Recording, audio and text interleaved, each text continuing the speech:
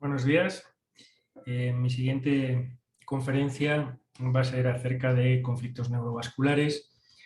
¿Qué es un conflicto neurovascular? Bueno, vean que en el año 34 este cirujano Walter Dandy dice la red sensorial está frecuentemente dentada, levantada o doblada en ángulo por la arteria.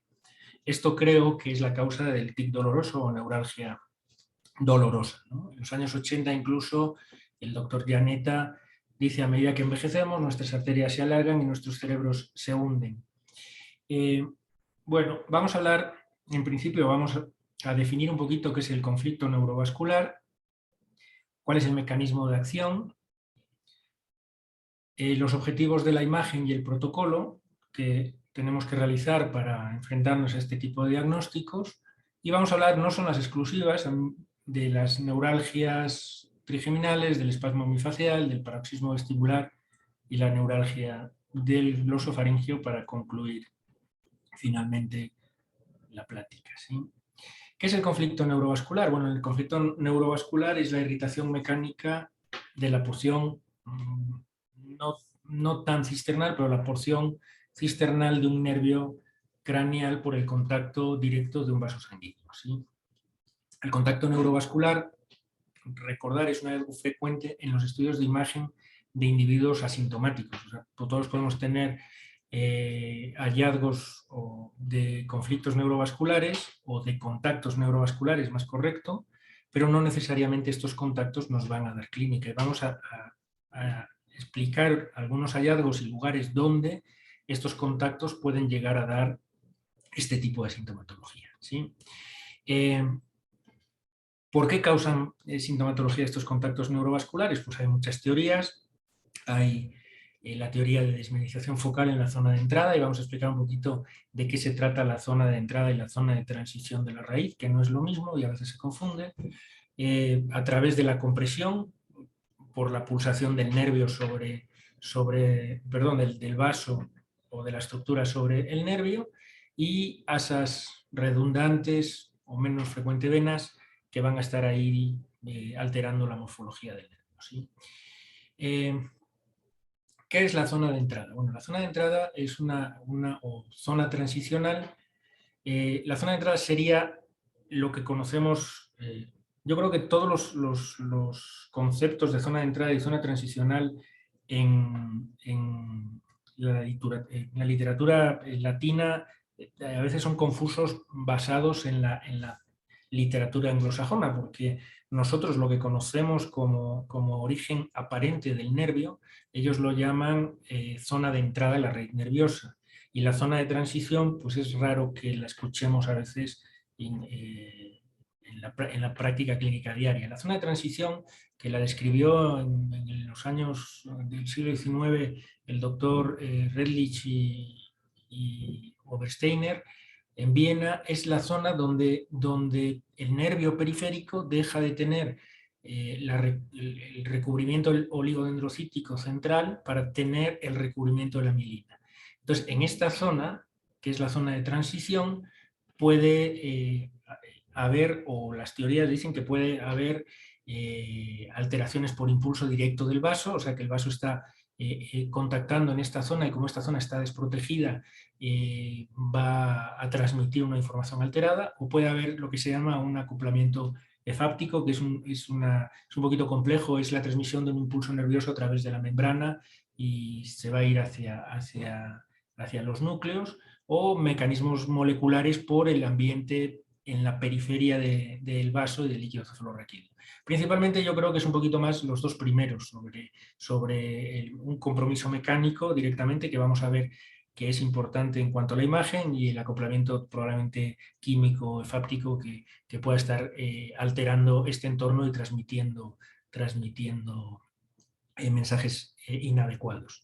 Esta zona de entrada, o esta zona vulnerable, es diferente. Es diferente para cada nervio que vamos a valorar. O sea, no tiene una zona de entrada y una zona de transición vulnerable igual el nervio trigémino que el glosofaringeo, no la tienen localizada en la misma zona y no tiene el mismo tamaño. Esto es importante, ¿sí? O sea, hay nervios como el facial, vamos a ver, con una estructura un poquito de salida más compleja, y el trigémino, que tiene una zona de transición pegada a la zona de emergencia, o sea, ahí podremos confundirla. La zona de entrada equivale a la zona de transición y es una zona muchísimo más larga. Vea que en esta diapositiva o en esta imagen sacada del acta neuroquirúrgica del doctor Goklu, nos hace unos cortes muy bonitos sobre la zona de transición, en la que vemos aquí con los milímetros como el trigémino tiene una zona mucho más larga, a diferencia del glosofaringeo, que la tiene mucho más cercana a la zona de emergencia y es mucho más pequeña, ¿sí? ¿Cuáles son y qué frecuencia presentan estas patologías de conflictos neurovasculares? Pues vean que la más frecuente es probablemente entre el espasmo hemifacial y la neuralgia del trigémino, que son de las que más vamos a hablar, probablemente porque son los nervios más largos, probablemente son los nervios que tienen zonas de transición mucho más largas, probablemente son los que tienen más compromisos neurovasculares, a diferencia de vestibular, que se presenta 0,7 de cada 100.000, y la neuralgia del glosofaringeo, que vamos a ver que está muy discutida en cuanto a que su mecanismo sea un conflicto neurovascular. Vean una vez más que la zona de transición no necesariamente coincide con la zona de emergencia. Vean, estas son las zonitas donde está la zona de transición de cada nervio. La longitud medida en diferentes estudios varía entre el trigémino, que tiene una longitud grande del nervio cisternal, con una zona grande en cuanto a su raíz motora, diferente a la raíz medial y lateral, a diferencia de, por ejemplo, el glosofaringeo, que tiene una zona de transición muy pequeñita, de casi 2 milímetros. ¿sí? Entonces, si la zona de transición del vestíbulo coclear es de 12 milímetros, es muy probable que en esa zona tengamos conflictos, mientras que en una zona de 2 milímetros es muy difícil a veces que caiga la arteria o la vena para comprimir ese segmento del nervio, que además va a estar, en el caso del glosofaringeo, muy cercana a la emergencia real o a lo que llamamos nosotros origen aparente. ¿sí? Vean cómo son diferentes. Aquí está el trigémino, el facial, el glosofaringeo y el coclear o el vestíbulo coclear, con zonas más pequeñas del facial, en zonas además muy puntuales, más largas las del trigémino y mucho más pequeñas las del glosofaringeo. Los objetivos de la imagen, ¿cuáles son? Los objetivos de la imagen son principalmente estos tres, ¿sí? Excluir patología de la que no vamos a hablar, tumoral, desminizante, infecciosa, vascular, no compresiva, que esté alterando la morfología del nervio. En este caso de los conflictos neurovasculares, que es lo que estamos hablando, identificar el vaso que comprime y la ubicación precisa del contacto. Como ya hemos aprendido o ya sabíamos que hay zonas transicionales en diferentes segmentos del nervio, pues vamos a ver si el contacto de ese vaso está precisamente a nivel del lugar donde estamos sospechando y que haya cambios en ese nervio. Estos cambios van a ser principalmente disminución en el volumen, la atrofia es un término patológico, desplazamiento, hendidura o aplanamiento del nervio. ¿sí? Y con todo esto, pues una vez más, decirle al cirujano dónde está, qué vaso está comprimiendo y si está relacionado, incluso lado derecho o izquierdo, con la clínica que nos está refiriendo. ¿Qué protocolo de imagen vamos a hacer? Bueno, es muy sencillo el manejo, la valoración del conflicto neurovascular. El conflicto neurovascular se valora con tres secuencias. Un test de T1 potenciado con gadolíneo para ver si hay patología vascular no compresiva y para ayudarnos a ver el vaso. Un 3D TOF, un angio 3D TOF y una imagen de alta resolución en 3D potenciada en T2. Va a depender un poquito del equipo que tengamos, siempre con este tipo de secuencias de libre precisión. Una vez más, depende de nuestro equipo. Si tenemos una marca comercial será CIS, si tenemos otra marca comercial será Fiesta.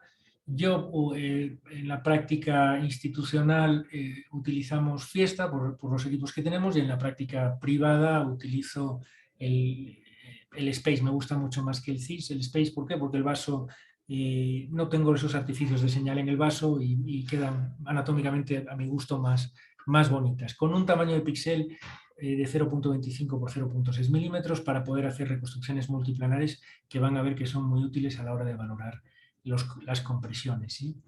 Esto es lo que vamos a tener, un MPRT2 Space con 0,4, el MIP de 0,5 y la fusión. ¿Qué hacemos? Esta imagen la fusionamos con esta y nos va a dar este tipo de imágenes en el que podemos ver los nervios y los trayectos vasculares y cómo están en contacto con nuestras estructuras que estamos valorando, ¿sí? Aquí vemos el nervio trigémino y vean la diferencia entre uno de 0,4 en el que no podemos diferenciar las dos raíces, en el que si bajamos a 0,25 nuestra imagen en un Space T2, pues podemos incluso hasta diferenciar las dos raíces motoras, ¿sí? Vamos a hablar un poquito de la neuralgia trigeminal. ¿Qué es la neuralgia trigeminal? Rápidamente recordarles los criterios clínicos de la neuralgia trigeminal. La neuralgia trigeminal tenemos que tener al menos 3 ataques de dolor facial unilateral que cumplan estos criterios, que ocurra en una o más divisiones del nervio, y aunque el dolor al menos esté presente estas 4 características, que recurran en ataques paroxísticos, o sea, agudos, de una intensidad insoportable, una descarga eléctrica o dolor punzante, y que esté precipitado por estímulos inocuos, ¿sí? Igual uno se toca la cara y le descarga la neuralgia. Esto lo van a llamar, lo llaman los clínicos, las zonas gatillo. Que no haya déficit neurológico evidente clínicamente y que nos explique por otro trastorno, ¿sí?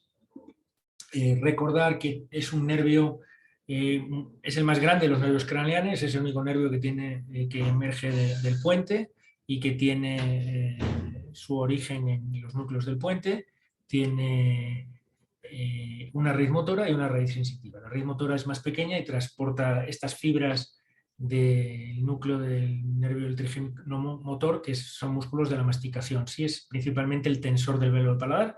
Nosotros que hacemos las pruebas de deglución sabemos que el paladar se va a tensar para cerrar el paso del bolo hacia la orofaringe. Esto se encarga la transmisión del trigémino junto con la apertura de la trompa de Eustaquio o la trompa auditiva. Y una raíz sensitiva que va a recibir fibras más grandes del ganglio semilunar que van a sinaptar con el nervio trigémino y que van a llevar información de dolor, de temperatura, del tacto, de la propiocepción, de la propiocepción de los dientes. Acuérdense cuántos pacientes nos llegan sin dientes o con extracciones dentales con neuralgias del trigémino y que van a estar dispuestas en diferentes núcleos, ¿sí? Pero esto es importante porque dependiendo, y lo vamos a ver, cómo están dispuestos estos contactos vasculares, nos van a dar en relación al nervio ciertas sintomatologías. La zona de transición en el nervio trigémino coincide con la zona de emergencia y acuérdense que esta zona de entrada o esta zona de transición tiene aproximadamente como 3 o 4 milímetros, ¿sí? El nervio tiene varios segmentos, eso lo vamos a decir nosotros, si el contacto está en esta zona, en la zona proximal o en la zona de transición, en la zona media o en la zona yuxtapétrea o del cabo de Meckel, que sería el origen o la zona quirúrgica, ¿no?, de los procedimientos percutáneos. Y luego, una vez que llega al cabo, pues se va a dividir en la raíz oftálmica, maxilar o la mandibular, que van a discurrir por diferentes zonas o órbitas o fosas que todos conocemos, ¿no? Esto es lo que principalmente nos interesa a nosotros, que es el triángulo vascular que está por encima de la cisterna trigeminal. Aquí vemos el nervio y he hecho estas rayitas que representan la arteria cerebrosa superior, una rama medial y una rama lateral, el nervio trigémino y una vena transpontina. Esto que está aquí, yo la he dibujado un poquito pues, por encima de la real. Esta es la zona, la vena que va al seno petroso, una vena pontina, y el seno petroso superior. Aquí estaría la arteria y este es el nervio trigeminal. Y hay unas pequeñas venillas ahí que también pueden estar molestando o contactando, ¿de acuerdo? ¿Qué vaso, si vemos el corte coronal, qué vasos van a estar en relación con el trigémino? Pues en relación con el nervio trigémino podemos tener la basilar, podemos tener la arteria cerebrosa superior, podemos tener la vena petrosa con la vena transpontina y la vena la arteria cerebelosa anterosuperior. Y podemos tener todos estos tipos de compromisos, ¿sí? A través de la SUCA, que es la más frecuente, y el compromiso de la SUCA que va a pegar en la parte anterior y rostral del nervio, la superolateral, la AICA desde abajo, véanlo, y las venas podrían dar en esta zona. Y vamos a lo que vamos a valorar. No solo vamos a valorar el contacto, el lugar de contacto, sino la morfología del nervio. ¿Sí? Y la morfología del nervio vamos a decir si el vaso está próximo, si está contactado, si está comprimido, y comprimido significa que haya una muesca o que haya una pequeña indentación en el nervio, o si está esa anatomía completamente distorsionada. ¿Y por qué? Porque vamos a ver al rato que el éxito quirúrgico va a depender no solo del lugar de compresión, no solo tampoco de la arteria que comprime, sino también cómo está haciendo este tipo de alteración en el nervio. ¿Sí? Si solo está cerca, si solo está contactándolo, si lo está deprimiendo o si lo está distorsionando. ¿Sí? Siempre no olvidar el lado del compromiso, y vean aquí la vena petrosa, el nervio trigémino y la arteria cerebelosa superior. El contraste nos sirve a veces para definir, como decíamos, si esta estructura que estamos viendo aquí es parte de una raíz del nervio o si es parte de una estructura vascular. ¿Sí? Vean la vena cómo refuerza, vean la arteria cómo refuerza y vean el nervio cómo está en sándwich entre la arteria cerebelosa superior y la vena petrosa. Y vamos a graduarlos dependiendo de la escala de este Sindow, del doctor Sindow, que en base a un estudio de 500, casi 600 pacientes con neuralgia trigeminal, pues gradúa según el grado 1 si el vaso está en contacto, si el grado 2 está desplazado y o distorsionada la raíz, y si el grado 3 está hendida. Y vean que la gran mayoría de los pacientes, prácticamente el 70% de los pacientes con neuralgia del trigémino, tenían no solo contactada la raíz, sino desplazada y hendida. O sea que aparentemente el hecho de que esté el vaso contactado no es necesariamente el causal de esa neuralgia trigeminal. Y la sintomatología se va a topografiar por el lugar del contacto. Vean que dentro del nervio, en su trayecto cisternal, en la zona de transición, hay una disposición anatómica. La parte más dorsal va a tener, o craneal, va a tener las raíces de B1, mientras que la zona más caudolateral va a tener las raíces de B3.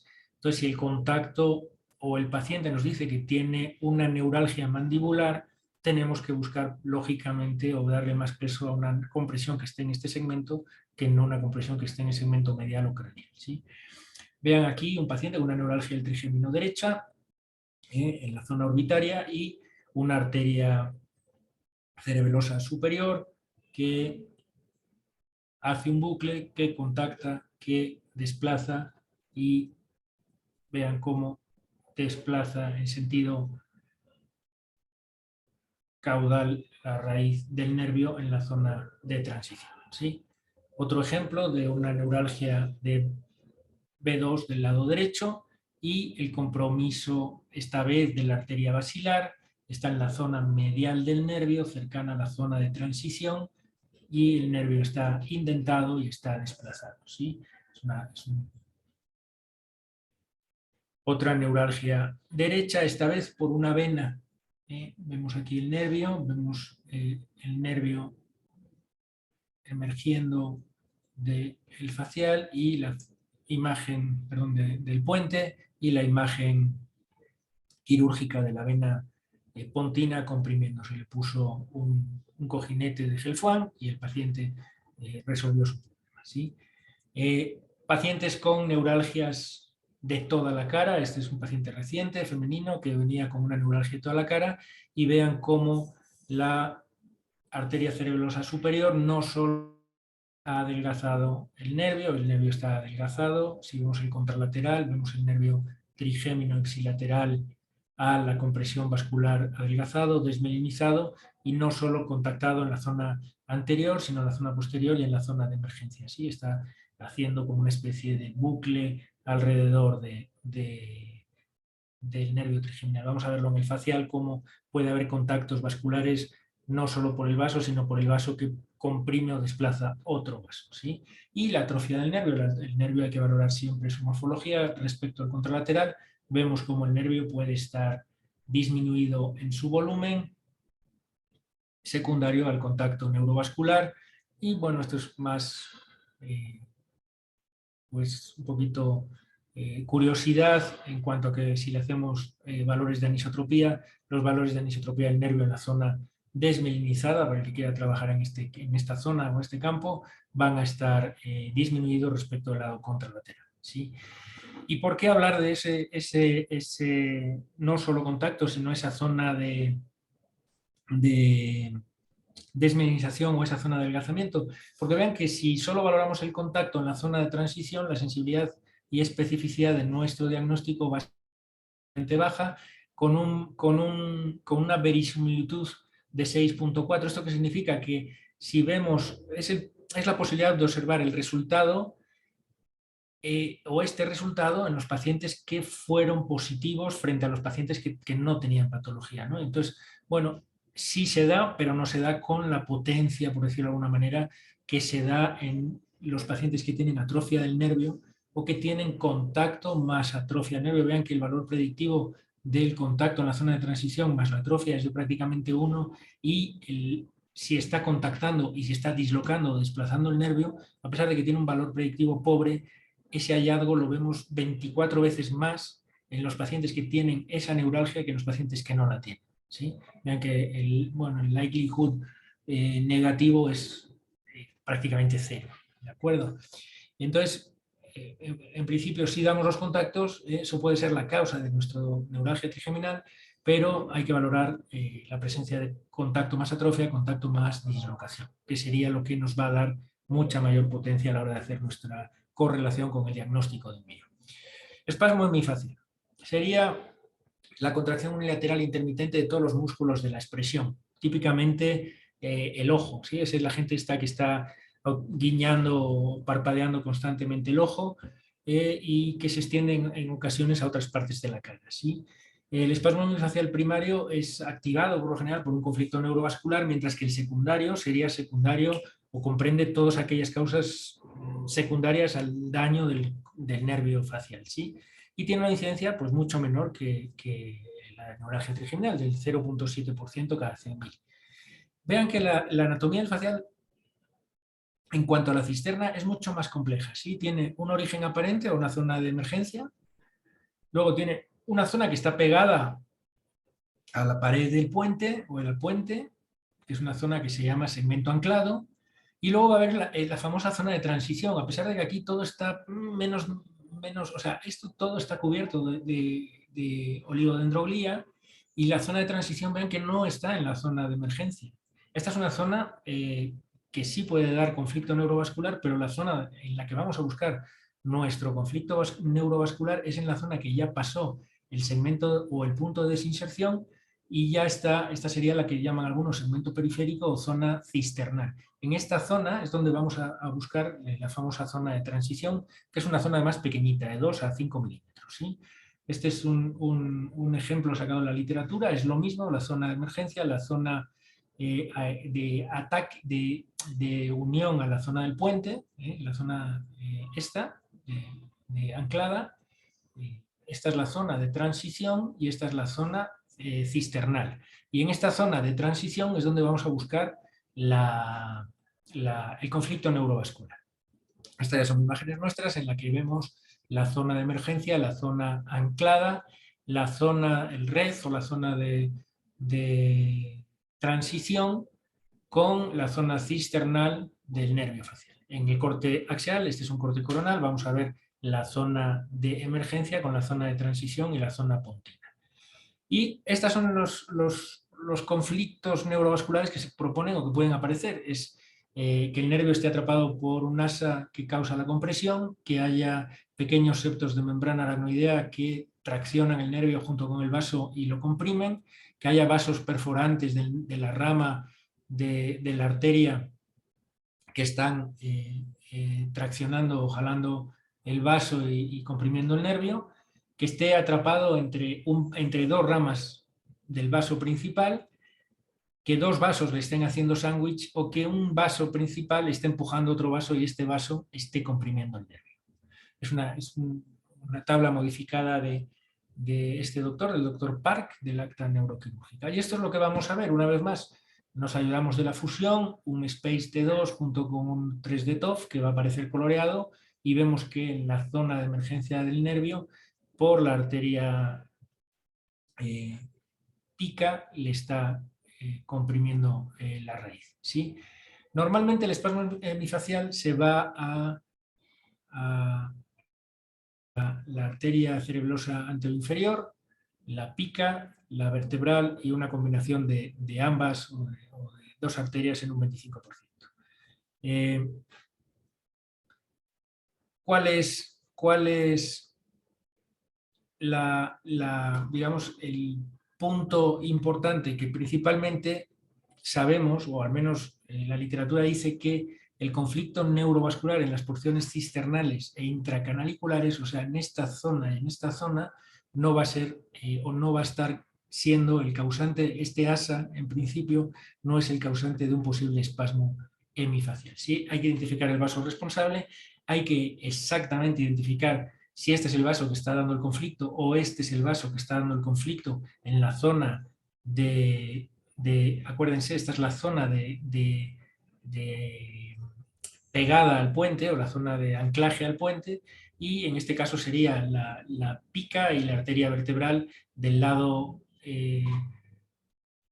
izquierdo la que le está dando el conflicto neurovascular, mientras que no sería este asa de la ICA en el segmento cisternal. O sea, está dando es un paciente que tenía curiosamente un espasmo facial bilateral, y por un lado le daba la arteria vertebral el conflicto en la emergencia del nervio facial, y por el otro teníamos la duda si era el rizo vascular en el trayecto cisternal o la arteria vertebral. Este es un efecto de volumen parcial que le estaba dando en la zona de anclaje del nervio. Se le operó esta zona, se resolvió, y en una segunda cirugía le resolvieron esta zona y ya pudo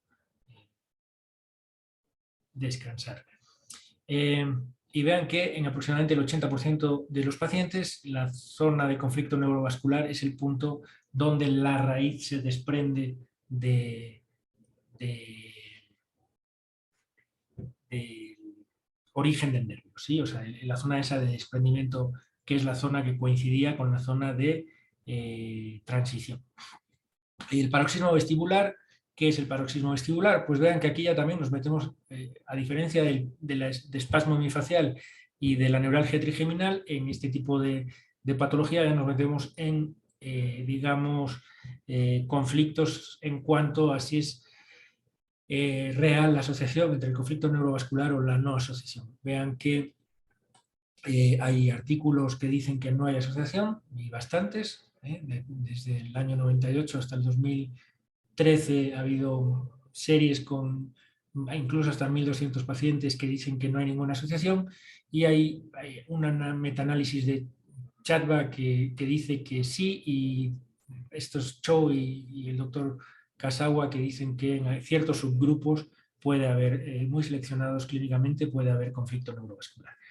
¿Qué característicamente qué vamos a tener? Vamos a tener vértigo, tinnitus o ambos, y va a depender un poquito de dónde está, una vez más, este esquemita que hemos hecho, el conflicto neurovascular. Todos nos acordamos cómo va el complejo octavo de disposición junto con el facial, y no solo en la zona cisternal, sino también en la zona canalicular.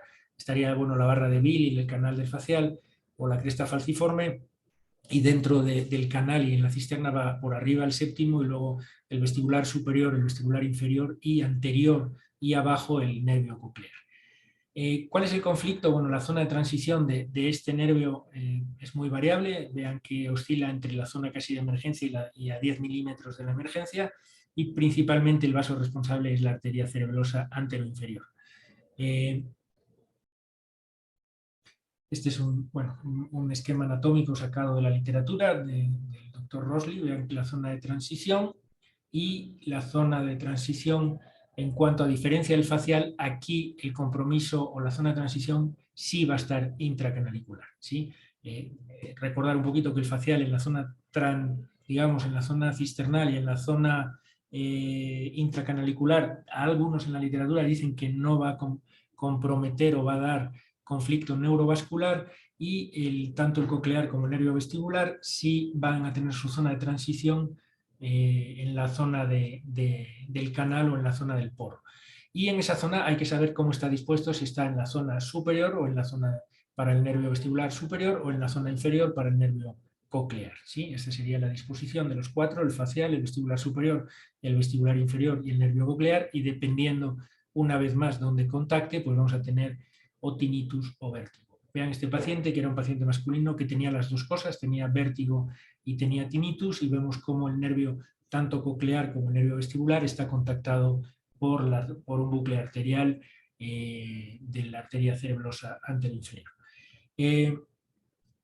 Hay una clasificación de Chadda, que es la clasificación según la arteria cerebrosa anteroinferior, o la AICA se queda en el trayecto cisternal, se mete al poro con menos de un 30%, se mete más de un 50%, y vean que dependiendo de cómo se coloca la arteria en el interior del canal, pues tenemos asas tipo 1, que son las cisternales, asas tipo 2, que son las que se meten al canal en menos de un 50%, o asas tipo 3, más de un 50%, que prácticamente las que dan paroxismo vestibular eran las asas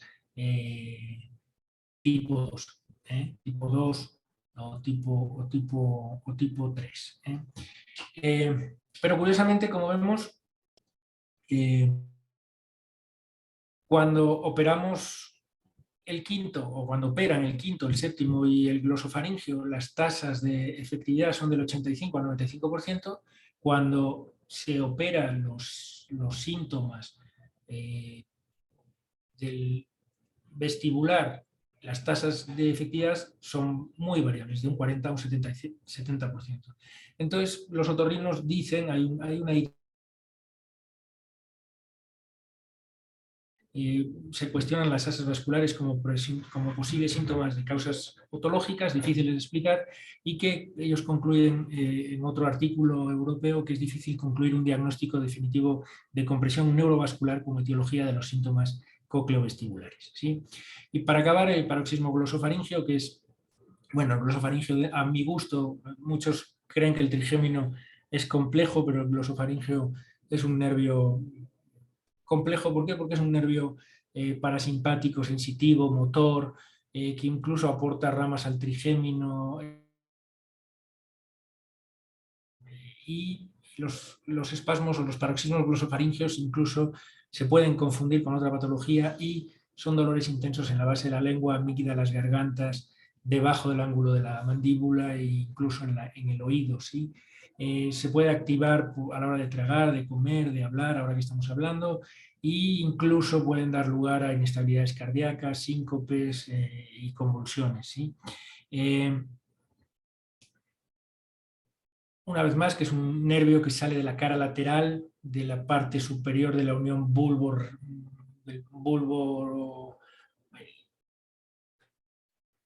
pontina, ahí en el surco lateral, se va a dirigir hacia el agujero rasgado posterior, agujero yugular.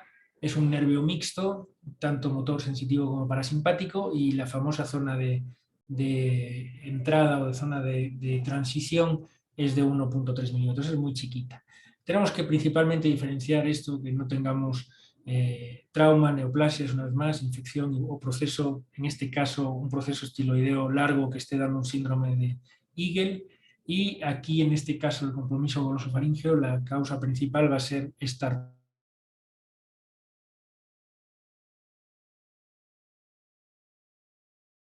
el nervio y lo va a desplazar en sentido dorsal.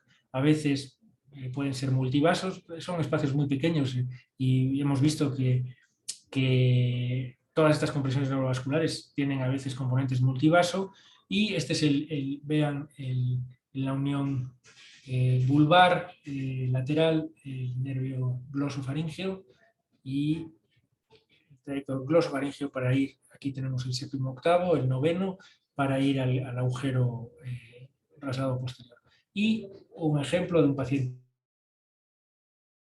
La fusión y la ventaja de los cortes volumétricos es que la podemos hacer multi reconstrucciones en diferentes planos. Le fusionamos el 3 de TOF y el 3 de TOF se colorea, y entonces ese 3 de TOF coloreado vemos el asa de la pica en su segmento preamigdalar, en su segmento P1, P2 de la pica, comprimiendo el nervio en su emergencia. ¿Sí?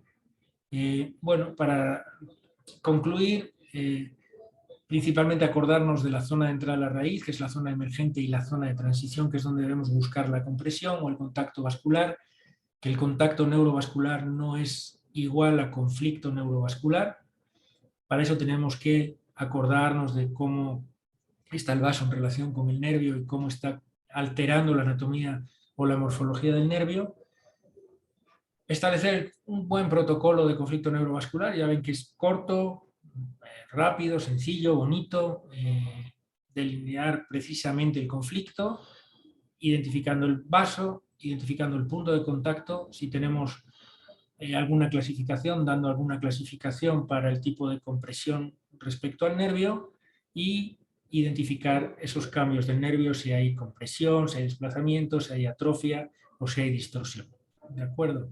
Muchas gracias por todo. Esto es la última diapositiva para acabar. Y como siempre, pues estoy a su disposición para las preguntas o los comentarios que quieran hacer. Muchas gracias.